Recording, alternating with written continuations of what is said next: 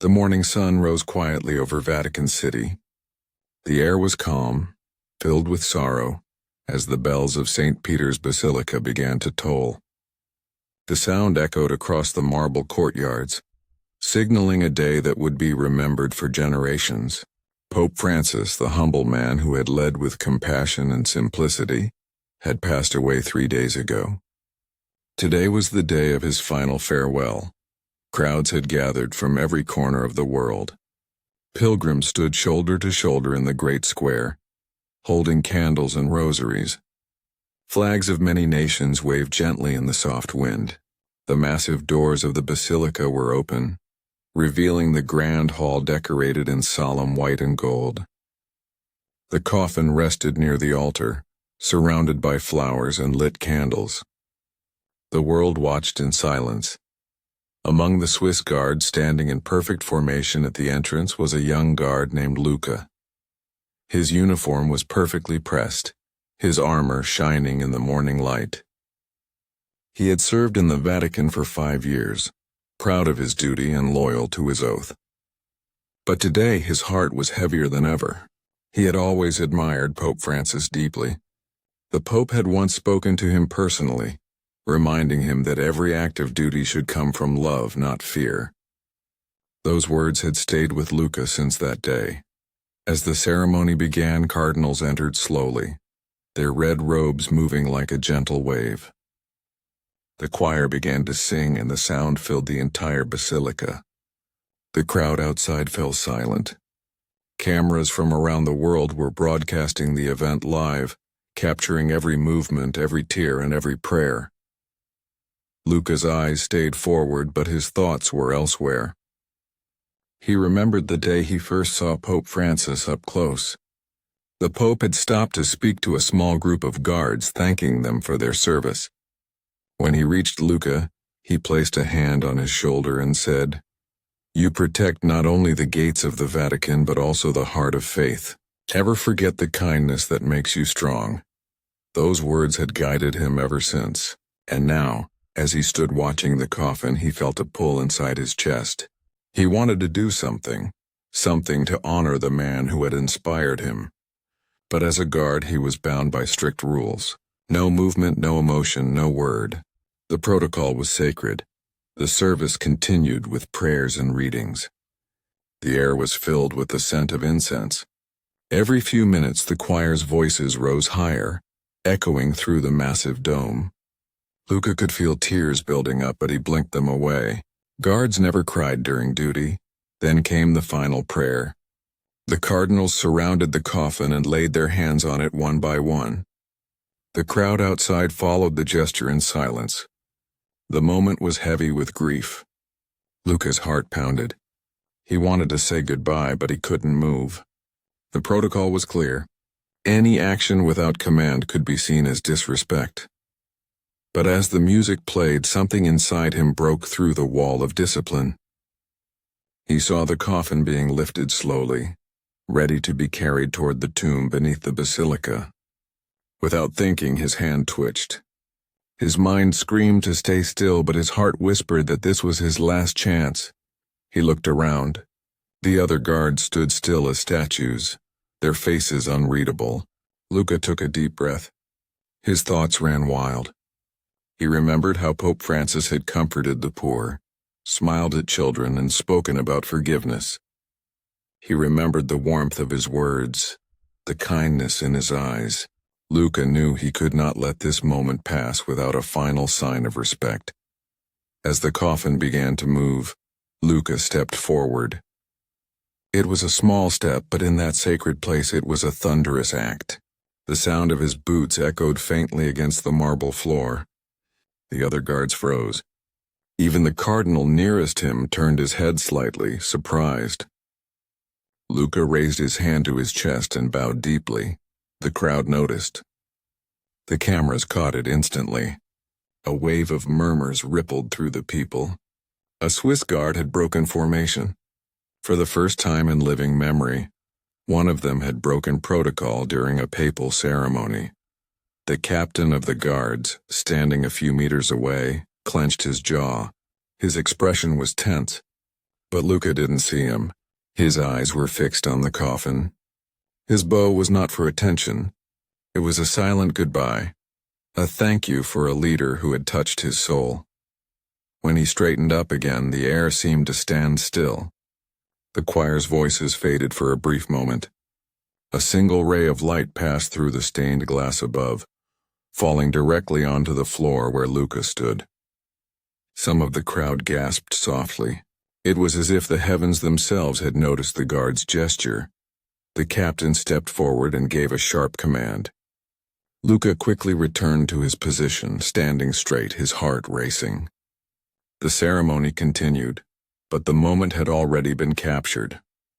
After the service ended, the guards escorted the coffin to the underground tomb. The camera stayed focused on Luca for several seconds, and whispers spread through the ranks. Some guards looked at him with shock, others with quiet admiration. When the public finally began to leave, the Vatican officials gathered to discuss what had happened. A Swiss guard had broken protocol during the most solemn event in decades. It was a serious matter, but there was something unusual about this situation. The image of Luca bowing had already gone viral around the world. People were calling it the bow of faith. News channels replayed the moment again and again. Commentators spoke of the deep emotion behind the act. Some said it was a breach of discipline, but others called it the most sincere tribute anyone could offer. Back in the barracks, Luca sat on his small bed, staring at the wall. His hands were trembling. He knew what he had done was against the rules, but deep inside he felt no regret. He whispered a quiet prayer for the Pope and hoped he had not dishonored his uniform. The captain entered the room. His steps were heavy, his face unreadable. He looked at Luca for a long time before speaking. "You broke the rule," he said calmly. "You know what that means," Luca nodded. "Yes, sir. I know." The captain was silent for a moment. Then he sighed and said, "And yet I have never seen something so pure. The whole world saw what you did. They saw respect, not rebellion." Luca looked up, surprised. The captain turned to leave but paused at the door. "There will be a meeting tomorrow. The Vatican will decide what to do with you. Be ready." When the door closed, Luca sat in silence. The candle on the table flickered, and outside the bells began to ring again. The entire Vatican seemed to hold its breath.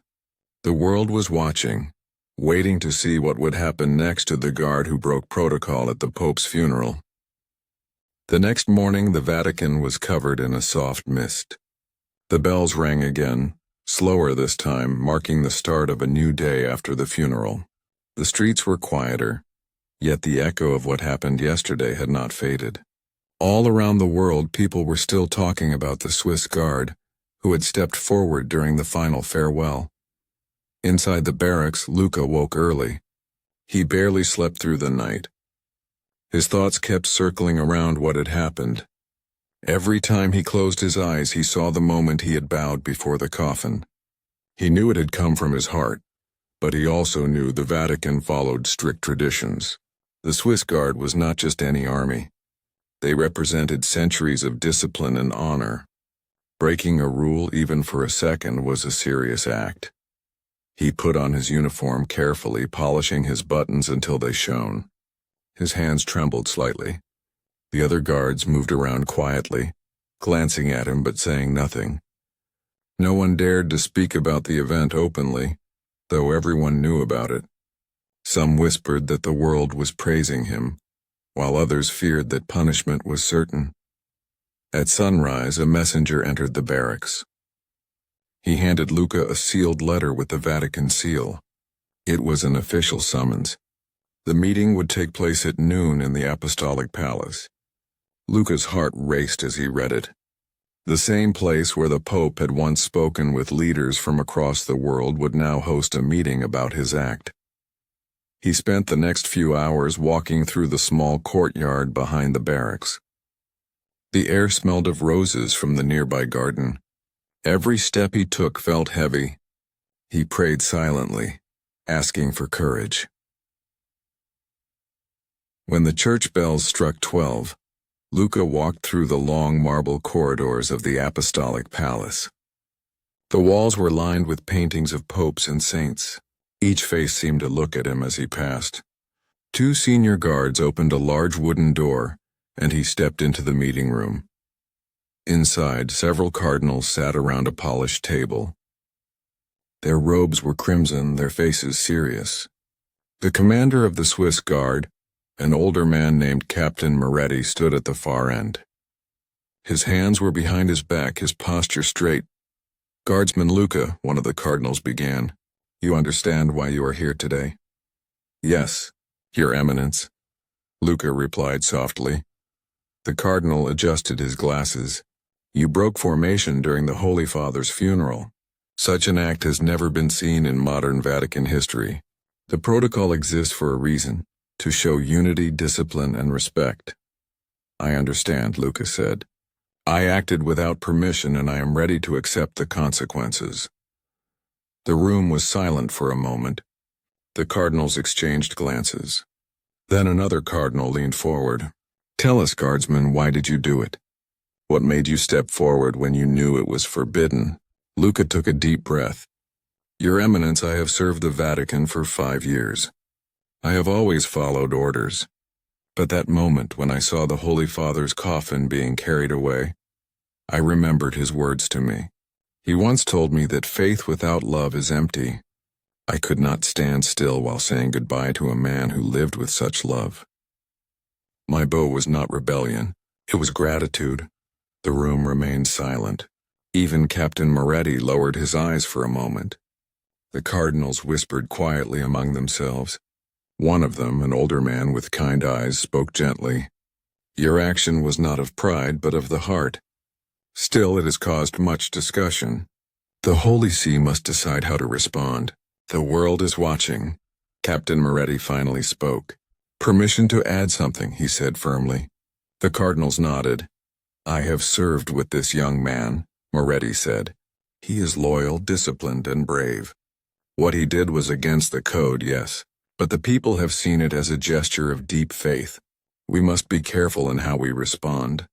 The image of the Vatican depends not only on its rules but also on the heart behind them." One of the cardinals sighed. "You make a good point, Captain. Yet rules cannot simply be ignored." They continued to discuss while Luca stood quietly. He felt the weight of every word. At last the senior cardinal stood and said, "We will deliver our decision tomorrow morning. Until then, you will remain on temporary leave. You are dismissed." Luca bowed respectfully and left the room.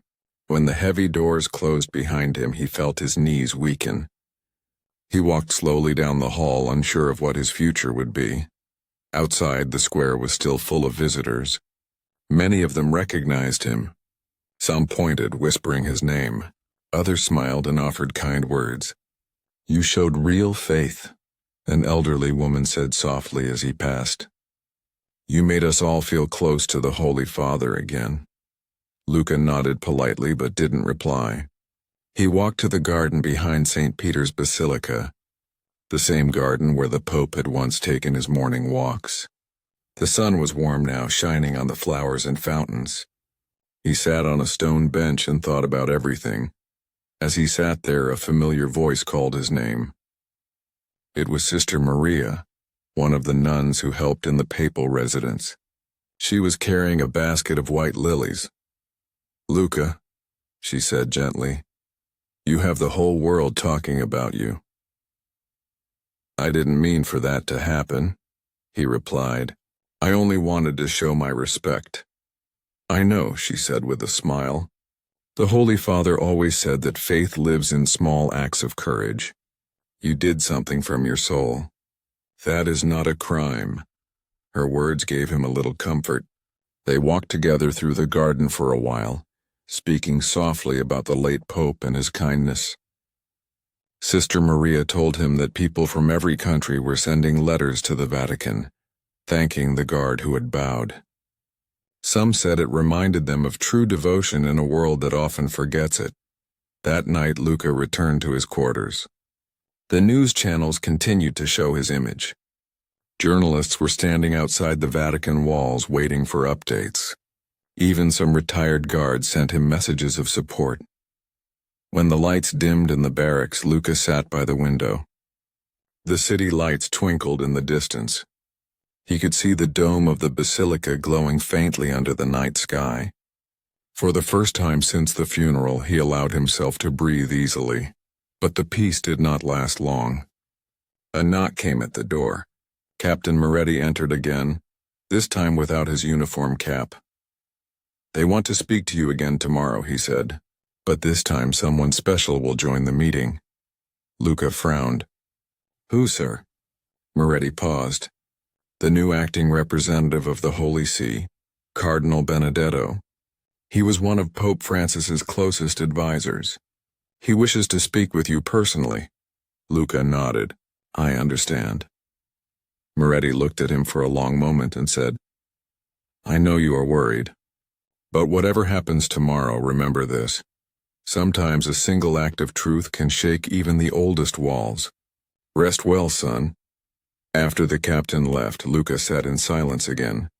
The wind outside rustled through the olive trees. He knew the next day could decide his entire future.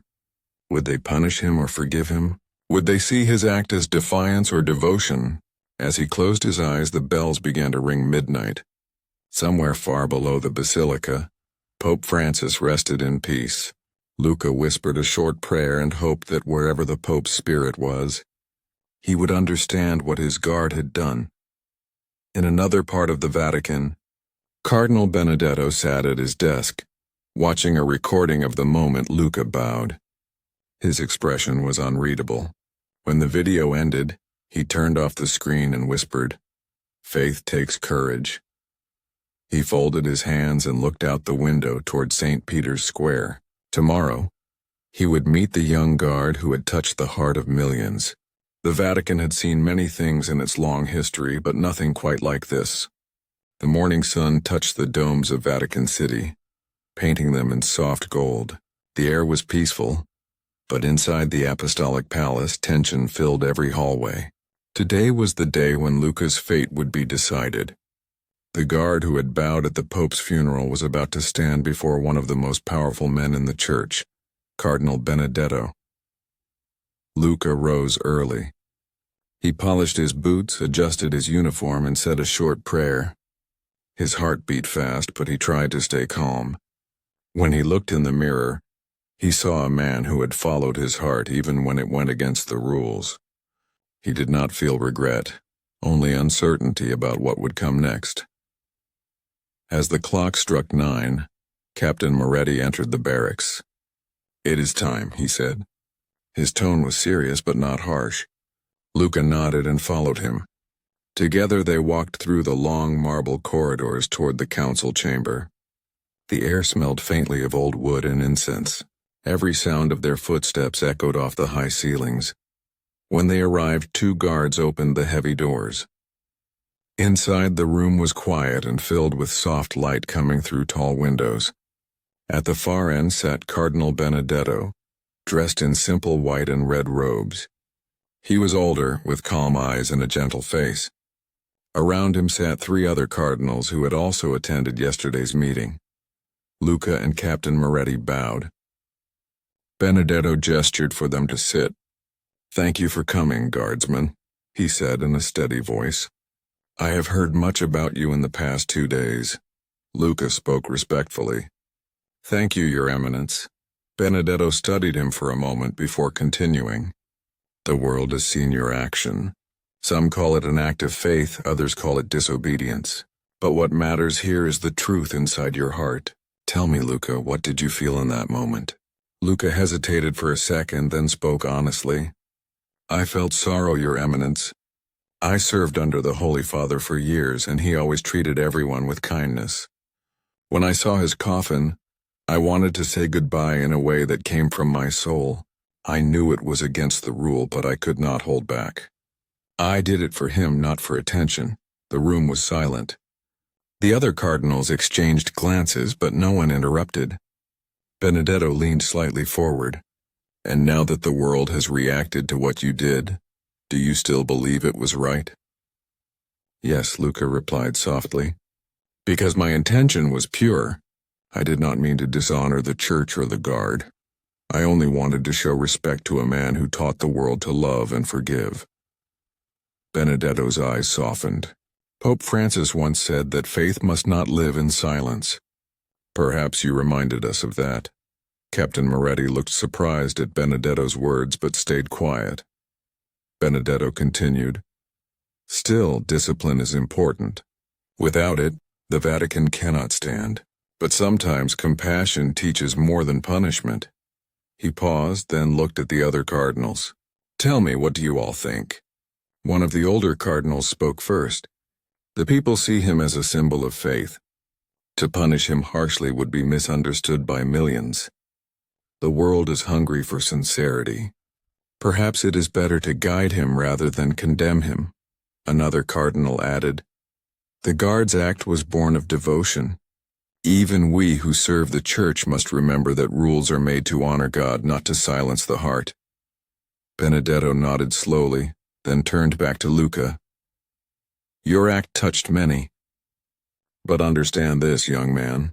A guard's strength lies in his silence and service. The Pope himself would have wanted discipline with mercy. Luca bowed his head. I understand, Your Eminence. After a short discussion, Benedetto stood up. His voice became firm yet kind. The Holy See has decided. You will not be dismissed. However, you will be relieved of ceremonial duty for 1 month. During this time, you will serve at the Vatican shelter, helping the poor and the sick in honor of the late Pope. This will be your reflection and your tribute. Luca's eyes widened slightly. Thank you, Your Eminence. I accept this with gratitude. Benedetto smiled faintly. Let your service remind the world that strength and humility can live together. The meeting ended. Captain Moretti placed a reassuring hand on Luca's shoulder as they walked out. You should be proud, he said. That could have gone much worse. The Vatican rarely shows mercy, but today it did. Luca nodded. I only wanted to do what felt right. I did not expect forgiveness. You earned it, Moretti replied. Now go and serve with the same heart that made you bow. Outside, sunlight spilled across the courtyard. The tension in Luca's chest finally began to ease. For the first time in days, he could breathe freely. The decision had been made, and he would now dedicate his time to helping those in need.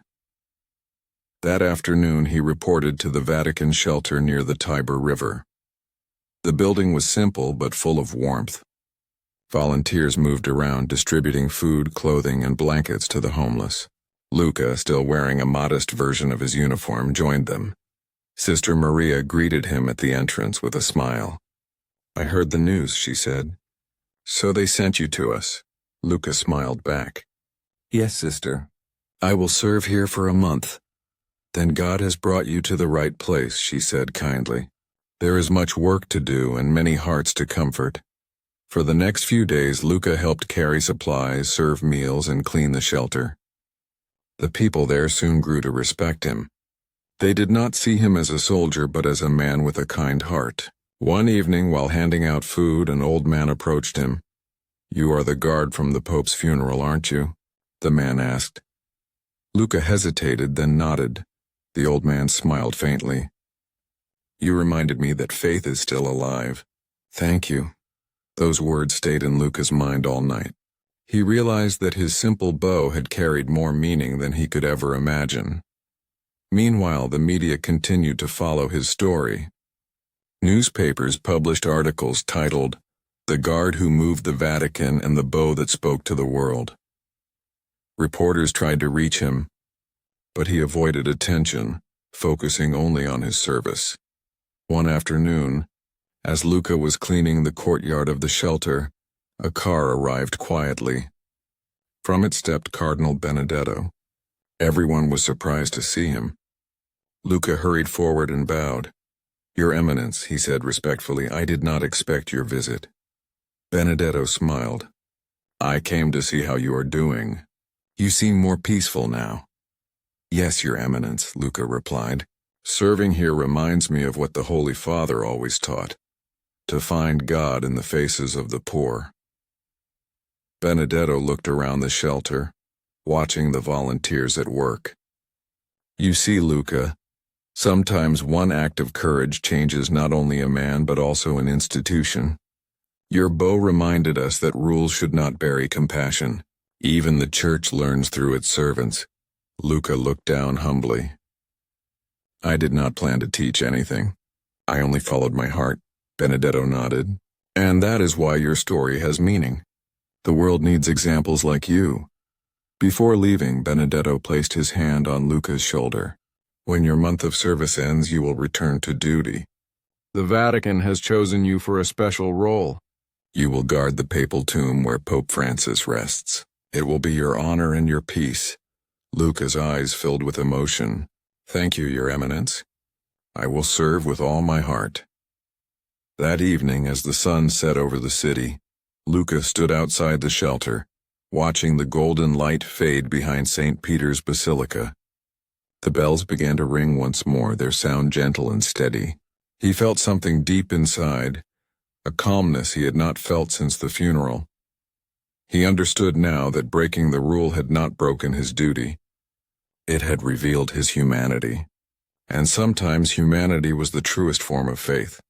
As night fell, Vatican City glowed softly in the distance. The world had changed in small ways because one guard had dared to listen to his heart. A full month passed since the day Luca began his service at the Vatican shelter.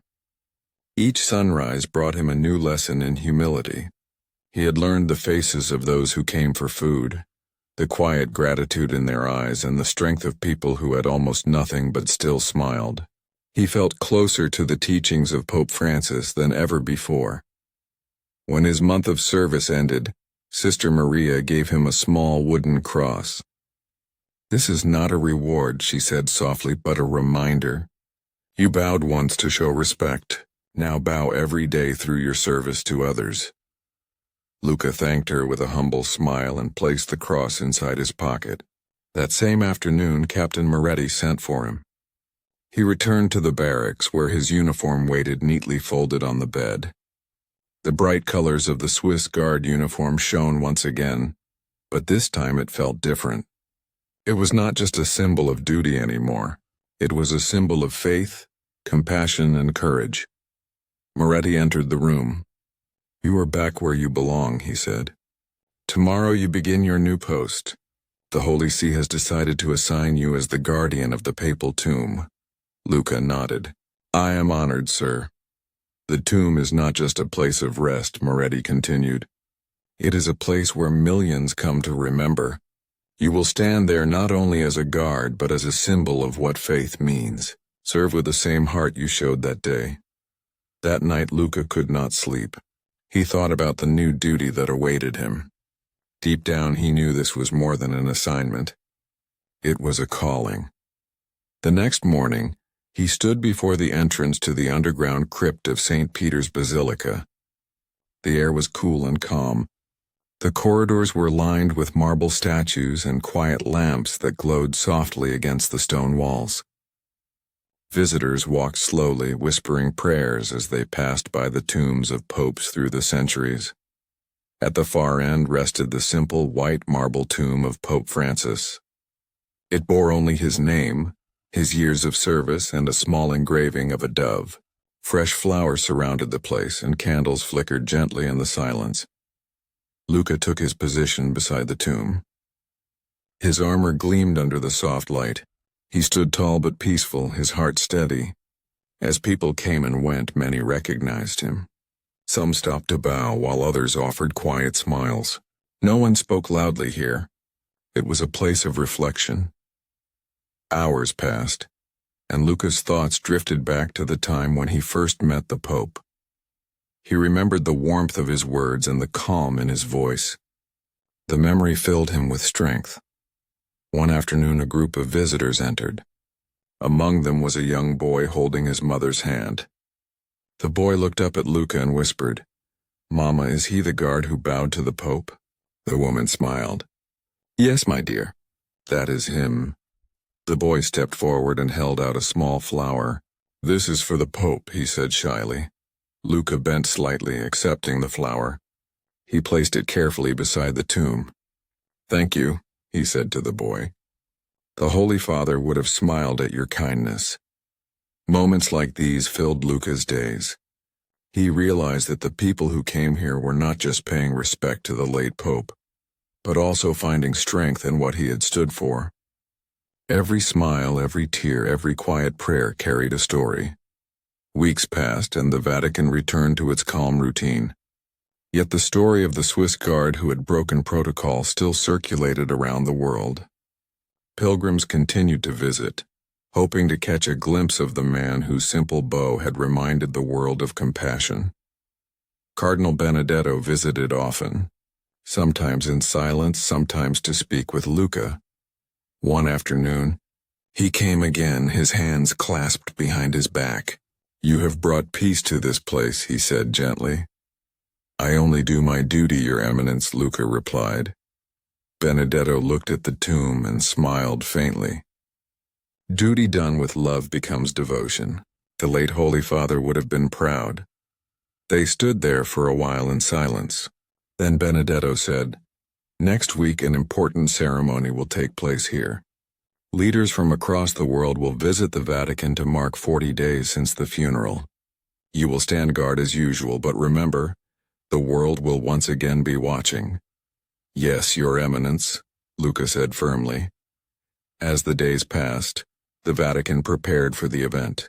Flowers were arranged, banners hung, and the basilica polished until it gleamed. The city seemed to hold its breath again, just as it had on the day of the funeral. Finally, the day arrived. The basilica filled with cardinals, priests, and dignitaries. The air was solemn but hopeful. This was not a day of mourning, but of remembrance and faith. Luca stood at his post beside the tomb, calm and focused. When the ceremony began, the choir's voices filled the hall once again. The same song that had played during the funeral now returned, but this time it sounded lighter, almost peaceful. The crowd prayed and candles were lit in memory of Pope Francis. During the ceremony, Cardinal Benedetto stepped forward to speak. His voice echoed gently across the marble floor. "The Holy Father taught us that the Church is not built on stone alone, but on mercy. Even in his death, he continues to guide us through the acts of those who serve with love." As Benedetto spoke, his gaze turned toward Luca for a brief moment. It was a silent recognition, a reminder of the day that had changed everything. The ceremony continued with readings and blessings. When it ended, the visitors began to leave one by one. But before the hall could empty, something unexpected happened. An elderly man in a simple brown coat walked forward. He carried a small book and leaned on a wooden cane. The guards moved slightly, unsure if he should approach, but Cardinal Benedetto signaled them to let him pass. The old man stopped before the tomb and opened the book. His voice was trembling as he read, "To the shepherd who guided his flock with kindness, may peace rest upon your soul." Then he closed the book and looked at Luca. "I saw what you did at the funeral. I was in the square that day. You reminded me that respect comes from the heart. Never lose that." Luca bowed his head slightly. "Thank you, sir." The old man smiled and slowly walked away. The moment was quiet but powerful. Everyone who witnessed it felt the same warmth that had once filled the entire Vatican on the day of the Pope's farewell. After the ceremony ended, Luca remained at his post until the evening. The lights dimmed and silence returned to the crypt. He stood there alone with his thoughts. The candle flames danced softly on the marble walls. As he looked at the tomb, he felt something shift within him. He no longer saw it as just a place of rest. It was a symbol of everything Pope Francis had stood for: humility, kindness, and faith. Luca placed his hand gently on the marble for a brief moment and whispered a prayer of gratitude. Later that night, as he walked back to his quarters, Captain Moretti met him in the hallway. "You did well today," he said. "The Cardinal spoke highly of your conduct. The Vatican is proud. I only did what I was trained to do, Luca replied. Moretti smiled. No, you did what you were born to do. You turned duty into something greater. That night Luca stood by his window, looking out at the glowing dome of St. Peter's Basilica. The moonlight reflected on the rooftops, casting a calm glow over the city. He thought of how far he had come, from a nervous young guard at a funeral to the guardian of the Pope's tomb. He knew that faith was not only in prayers or rituals, it was in the courage to do what is right, even when rules stand in the way. It was in compassion, in quiet acts that spoke louder than words. As the bells began to ring across the city once more, Luca closed his eyes and prayed for strength. Somewhere deep inside he felt that his story was not over yet. The world might move on, but the lesson of his bow would remain forever. An act of respect that shook the Vatican and reminded everyone that faith lives not only in rules, but in the heart that keeps them. Weeks passed peacefully after the ceremony. The Vatican returned to its calm rhythm, and pilgrims continued to visit the tomb daily.